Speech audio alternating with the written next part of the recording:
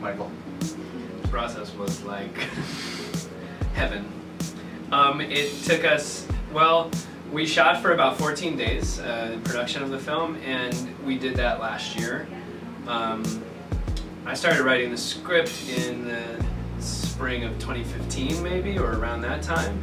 Then it was all pre-production through the winter, then we shot it for about 2 weeks, 14 days in May of 2016, and then we edited all into last fall, and now we're in the festival phase. So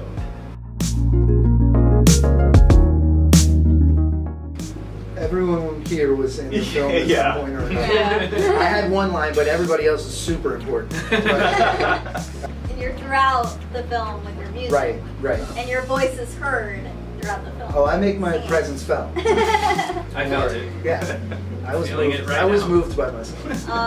I produced and acted in it, and I produced, acted, edited, was a music supervisor. Michael. Michael was there, around. We made a feature film previously called 20 Million People, and we actually had, all three of us had bigger roles, Michael, Devin, and I. And that was, this one was easier, let's say that. So.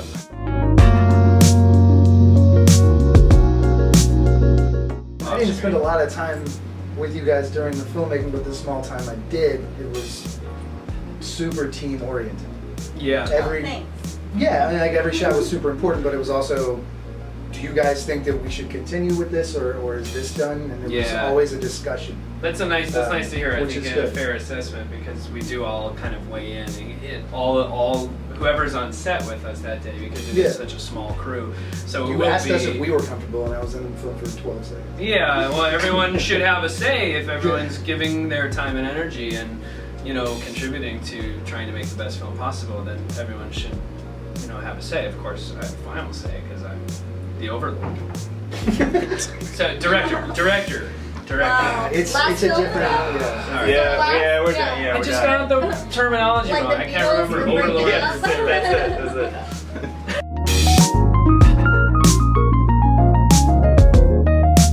Yeah, well, that's the question when you're writing something. I guess when I'm writing something, coming to that point where, you know, every writer second guesses, like, is this going too far? Are people gonna not relate to her because she's now, you know, am I being too hard on her? Is she making too many destructive decisions, and is that gonna feel? But I think as long as it stays relatable, it's okay. And a lot of things are relatable, and we don't have the pressure to make everyone likable because we're not making, like, you know, TV sitcoms on network shows where, you know, there's a network of people giving us notes that this person isn't likable enough, because we're just all, you know, we're all human, and this is like indie film, and we're trying to tell stories of relatable human beings, not like a bunch of likable people with wacky circumstances, you know. So we do have that freedom to do that, you know.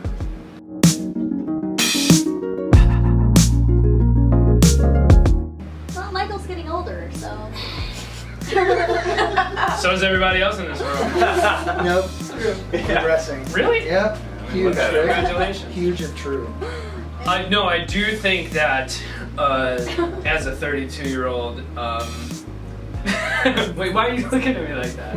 I was at one time a 32-year-old, and I think those issues these are issues people in their 30s have, just like people in their 20s have certain issues that are specific to your 20s, and you know, like every age has its own issues. People in their 30s definitely are, you know, it's on the tips of everyone's tongues when you're kind of talking and hanging out. Well, what are you doing? What's so-and-so doing? What's this? You know, have you bought a house yet? Or oh, you got married? Yeah, you hear someone else got married. They have kids. And oh, what am I doing? Do I need to have kids? Should I be having, you know, that's probably true in your 20s as well, but in New York City especially, in your 30s.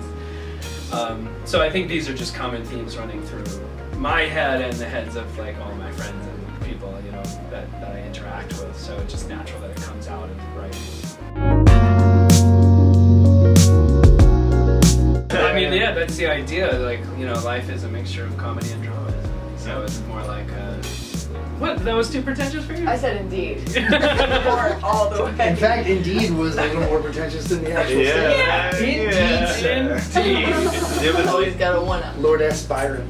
Three of us anyway at least come from the theatre, and in the theatre, in writing plays and stuff and doing plays, there is a lot of very common to mix comedy and drama, you know, mix genres in that, and so I think we're very comfortable in that mixture, you know.